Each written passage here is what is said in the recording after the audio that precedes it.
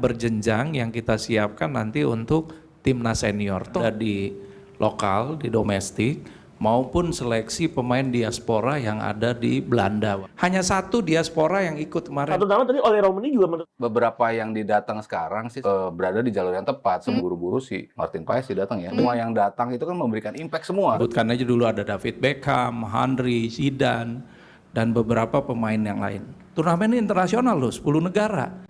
Meliputi Asia, Afrika, Amerika Selatan, dan Eropa.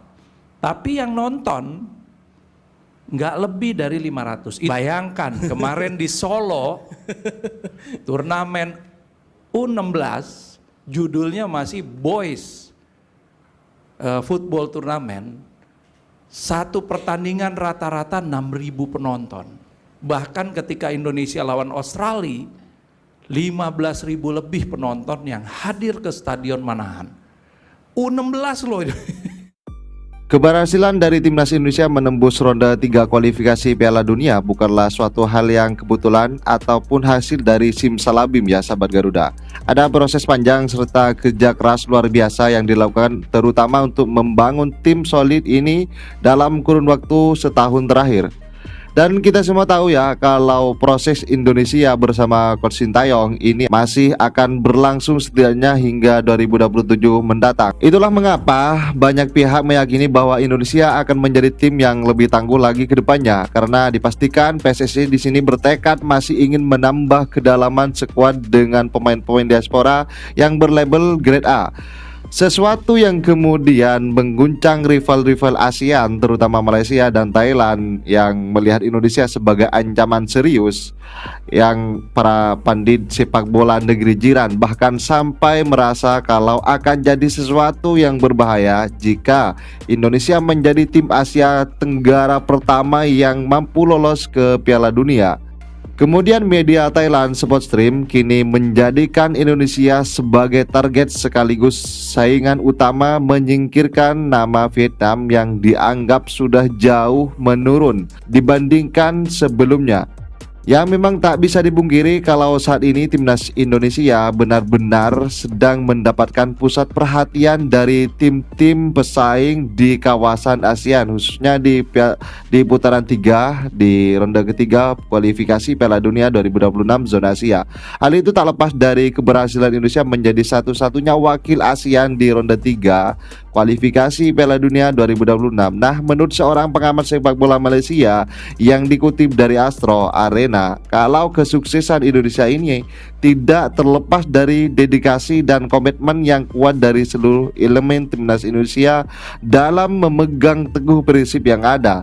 Bahkan setelah meraih 2 hasil mengecewakan di laga pembuka, Indonesia berhasil bangkit dan secara berturut-turut mengalahkan Vietnam, terutama saat membantai pasukan Nguyen FC di kandangnya sendiri dengan skor 3-0. Garuda hanya kalah atas Irak ya, lalu kemudian melibas Filipina di GBK kemarin, yang mana menurut pengamat tersebut itu adalah prestasi yang sangat sulit untuk ditiru oleh tim manapun termasuk Malaysia.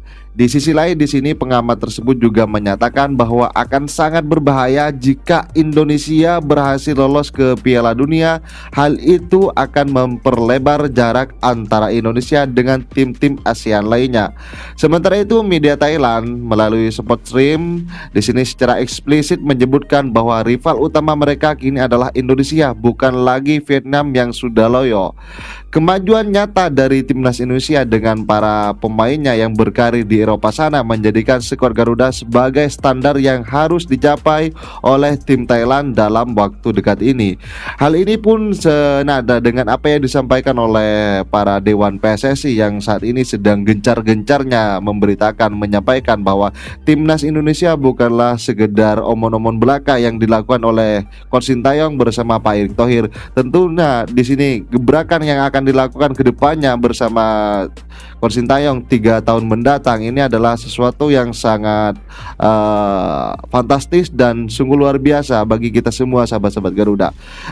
Sebagaimana dikatakan oleh Pak Iskandar kemarin, dikatakan bahwa Timnas Indonesia terus mengenjot para pemain diaspora yang berada di luar negeri sana. Oke sahabat-sahabat Garuda, ini ada beberapa cuplikan, silakan disimak bersama. Kemudian jangan lupa tanggapan kalian di kolom komentar di bawah ini, dan jangan lupa di like video ini dan di share dan di subscribe channel ini agar kalian tidak ketinggalan informasi seputar Timnas Indonesia. Dan jangan lupa ya, tombol lonceng itu dipencet ya sahabat Garuda. Dan jangan lupa ini tombol gabung juga dipencet juga ya, sebagai bentuk dukungan kepada saya dan sahabat-sahabat Garuda di sana. Oke, bersama saya, salam olahraga. Sekarang nanti akan berlanjut di Piala AFF U19.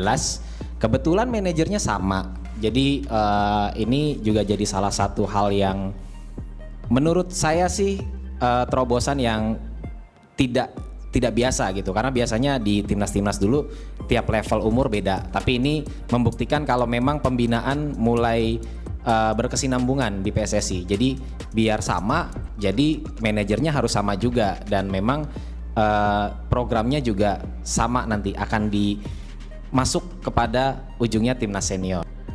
Mas Satria, jadi kalau ditanya sebetulnya kelompok umur ini, seleksi nasional itu selalu diadakan di kelompok umur U16 dan U19 yang nantinya dipersiapkan untuk U17 dan U20. Jadi kalau kita bicara mengenai U17 ya timnya adalah yang U16 tadi. Kemudian begitu juga kalau kita bicara yang U20, timnya adalah yang U19 ini. Nah, berikutnya, jenjang berikutnya sebelum ke senior adalah U23 biasanya ya. Nah, ini ada satu masa di mana dari U16 atau U17 kemudian ke U20 atau U19 dan naik ke U23 sebelum menjadi senior murni. Di U16 dan U20 atau U19 ini adalah fase bagi atlet kita mengembangkan teknik, kemudian stamina, pengetahuan sepak bola, dan juga tentang pemahaman game plan-nya. Jadi kenapa tadi sekarang ini dibagi dua, hanya ada 2 manajer, senior dan U23 ada Pak Marji, dan U20 atau U19 dan U16 itu ada saya. Nah ini nanti juga kita akan berkesinambungan sampai nanti anak-anak ini menjelma menjadi atlet-atlet profesional yang sudah siap masuk ke baik itu U23 ataupun kelompok senior nanti. Sebutkan aja dulu ada David Beckham, Henry, Zidane, dan beberapa pemain yang lain. Itu rata-rata yang nonton hanya 200-300 orang di stadion kecil. Turnamen internasional loh, 10 negara, meliputi Asia, Afrika, Amerika Selatan dan Eropa. Tapi yang nonton nggak lebih dari 500. Itu pun kalau 500 kalau tim Prancis yang main. Tapi kalau tim negara lain nggak lebih dari 200-300 orang. Beda banget di Indonesia Bang ya? Bayangkan kemarin di Solo, turnamen U16, judulnya masih Boys Football Tournament. Satu pertandingan rata-rata 6.000 penonton. Bahkan ketika Indonesia lawan Australia, 15.000 lebih penonton yang hadir ke Stadion Manahan. U16 loh. Itu beda banget Bang sama turnamen. Nah, artinya masyarakat Indonesia itu sangat antusias sekali melihat pertandingan sepak bola. Mereka tidak melihat kelompok umurnya berapa, selama itu mewakili Indonesia, antusiasme ini pasti terbangun dengan sangat luar biasanya. Ya, walaupun pialanya juga piala AFF, itu yang namanya turnamen Marcelo yang di Tulun ini sangat luar biasa sekali, 50 tahun sudah. Nah ini juga piala AFF, kita tidak bilang piala yang biasa-biasa saja, tapi paling tidak ya kelasnya juga beda sih. Tapi antusias yang datang sangat luar biasa sekali, dan ini bisa menjadi tambahan motivasi untuk anak-anak, tapi juga bisa menjadi pisau bermata dua, bisa juga menjadi beban ketika mereka bermain, baik dari tim manajerial maupun dari tim kepelatihan. Jadi kalau untuk teknis kepelatihan apa semua, itu sebetulnya basicnya dari yang Sintayong sudah desain beberapa waktu yang lalu ketika Sintayong itu pegang dari tim U17 sampai ke timnas senior. Dan itu sekarang masih menjadi pondasi baku bagi tim pelatihan kita. Kemudian apakah dari tim manajerial juga sama. Kami selalu berkomunikasi terutama juga dengan Direktur Teknik dan juga Exco PSSI untuk pembinaan usia dini. Nah ini semua dalam rangka tadi pembinaan berjenjang yang kita siapkan nanti untuk timnas senior. Toh aset-asetnya sama. Aset-asetnya adalah anak-anak yang bermain maupun yang tidak bermain di dalam timnas U16-17 ataupun U19-U20. Apakah ada lagi aset di luar sana? Pasti ada. Pasti ada, dan itu akan nanti terseleksi dengan secara natural karena dikembalikan kepada individunya masing-masing. Apakah mereka mau berkembang atau mereka hanya cukup puas dengan posisi mereka sekarang. Jadi kita juga harapkan kepada atlet-atlet kita ini kalau punya kesempatan bermain di luar, ambil kesempatan itu sebaik-baiknya. Karena ilmu yang kita dapatkan di luar walaupun menjadi cadangan itu pasti berbeda dengan apa yang ada di Indonesia. Tidak merendahkan apa yang terjadi di Indonesia, tidak, tapi paling tidak mereka punya wawasan lain terhadap liga di Asia, liga di Eropa, atau bahkan di liga di Amerika Latin, di benua yang lain. Nah, wawasan ini sangat dibutuhkan untuk pemain-pemain kita di masa yang akan datang. Apalagi biasanya nih Bang ya. Ini ada evaluasi nggak sih Pak dari Coach Indra dan Bapak sebagai manajer? Kalau boleh berbagi di sinilah evaluasinya apa? Yang pertama, kita ke Tulun itu adalah untuk sebetulnya untuk seleksi, ya, baik seleksi yang ada di lokal, di domestik, maupun seleksi pemain diaspora yang ada di Belanda waktu itu. Jadi kemarin ke Tulun itu kumpul di Jakartanya baru kurang lebih sekitar 1 bulan lebih lah training camp di Jakartanya. Kemudian yang diaspora ini nih, yang 6 orang, ya baru ketemunya di Italia. Hanya kurang dari 1 minggu sebelum turnamen mulai. Jadi bayangkan personil-personil yang tergabung ini masih sangat baru, ya. Kemudian kita masuk ke dalam turnamen yang diikuti oleh tim-tim yang sudah mempersiapkan timnasnya secara baik dan sudah bertahun-tahun. Artinya ketika kita pakai fondasi tim yang sudah kumpul lebih lama dengan individu-individu yang sudah solid dibandingkan dengan tim yang baru berkumpul dan individu-individu yang baru datang, ya pasti hasilnya berbeda. Di setiap pertandingan itu ada beberapa skema yang juga dicoba oleh Coach Indra. Ada yang pakai 4-3-3, ada yang pakai 3-4-3, atau bahkan 3-5-2 beberapa pertandingan. Ada juga yang pakai 4-1-4-1. Nah, skema permainan ini dicoba disesuaikan dengan pemain yang ada dan pemahaman mereka. Maka dari itu terlihat masih sedikit acak-acakan di sana. Tapi mudah-mudahan di AFF ini, karena sebagian besar pemain yang di AFF ini hanya 1 diaspora yang ikut kemarin, Jens Reven aja. Sisanya semua pemain yang ada di sini yang memang sudah ikut di dalam program timnas U19 atau U20 ini yang hampir lebih dari 1 tahun. Jadi mudah-mudahan kalau yang AFF ini target keempat besar kita bisa kita capai. Berbeda dengan apa yang di Tulun. Nah, Tulun tahun depan tentu saja dengan fondasi yang sudah ada sekarang. Kita jauh lebih siap lagi kita mengikuti Tulun di tahun depan. Gitu ya. Kalau kata netizen sih ya apa aja deh, udah nggak apa-apa deh. Komentar orang mana bisa kita stop ya kan? Mana bisa kita atur-atur lagi? Ya sudah kita terima padanya aja gitu. Yang penting kita berikan informasi bahwa tim ini adalah tim baru sebetulnya. Timnas kita yang sedang melakukan proses qualifier untuk World Cup di 2026 nanti, yang sudah ada 2 ya Mas Sato ya, udah ada 2 qualifier kemarin. Di round 2 kita sudah melawan Irak dan juga Filipina, dan saat melawan Irak kita kalah, saat melawan Filipina kita mampu unggul. Betul. Nah pertanyaannya, apakah kekuatan timnas Indonesia saat ini sudah cukup untuk lolos ke tahap selanjutnya, ke round 3, 4 dan selanjutnya, ataukah masih kurang? Apa perlu naturalisasi lagi atau gimana Mas Sato? Di grup C ada China, Bahrain, Arab Saudi dan Australia. Jepang. Dan Jepang juga. Gimana Mas Sato melihat lawan-lawan di grup C ini? Ya, kita mau ngawang-ngawang apa realistis nih? Realistis aja ya, realistis aja. Kalau kita ngeliat grupnya kan emang bisa dibilang paling apes ya dari tahun itu ya. Karena semua yang ada di potnya masing-masing itu peringkat pertamanya masuk ke grup kita. Ya. Betul. Jepang pot 1 paling atas di pot 1, lalu Australia paling atas di pot 2, Arab Saudi paling atas di pot 3, kecuali Bahrain dan China ya. China. Artinya kan memang semua tim terbaik yang biasa menjadi pelanggan Piala Dunia itu ada di grup kita. Jepang udah 7 kali, Arab Saudi udah 6 kali, Australia juga udah 6 kali, Cina sekali ya sempat masuk ke 2002. Artinya ya kita menghadapi tim-tim pelanggan Piala Dunia. Kalau kita compare di Piala Dunia 2018, Thailand ada di situ ya. Betul Bang. Nah, Thailand di situ, ada juga Jepang, ada juga Australia, ada juga Arab Saudi. Mereka cuma dapat 2 poin, 2 imbang, 8 kali kalah. Lalu Vietnam, Piala Dunia 2022 juga main 10 kali. Ada juga Jepang, Arab Saudi dan juga Australia. Mereka menang sekali dan juga imbang sekali. Selebihnya 8 kali kalah lagi. Artinya apakah kita akan mengalami apa yang dialami oleh Thailand dan juga Vietnam? Kalau dari sisi kita bicara kualitas tim, mungkin kalau kita sebelum ini, mungkin saya akan pesimistisnya sama gitu ya. Kayak kita bakal sulit nih untuk bisa melangkah dan bisa merebut langsung tiket di 2 peringkat teratas gitu.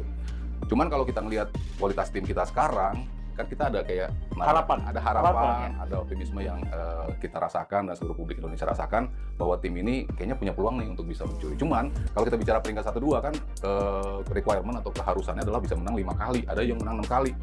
Melawan Jepang, Australia dan juga Arab Saudi kayaknya berat gitu untuk berada di peringkat 1-2 ya. Di peringkat ketiga dan peringkat 4 tuh ada yang 3 kemenangan atau 2 kemenangan cukup untuk ada di peringkat 3 dan keempat. Kalau saya bicara realistis, ya mungkin 3-4 adalah hal yang paling realistis buat kita gitu. Untuk nanti kita fokus di putaran keempat. Kalau kita putaran 1-2 kan putaran ketiga peringkat 1-2 ya udahlah biarkanlah tim-tim gede itu udah pada lolos tuh. Mau Jepang, mau senior ya. Senior. Yang dari Piala Dunia 94 tuh respect gitu ya. Semua udah pada Respect lewat. abangku. Korsel dari sana udah lolos, nanti juga Qatar, Uzbek yang kayak gitu-gitu tuh udah pada lolos dari peringkat 1 dan 2 sehingga mereka udah dapat 6 tiket duluan. Nah, kita rebutan yang 2 tiket ini nih.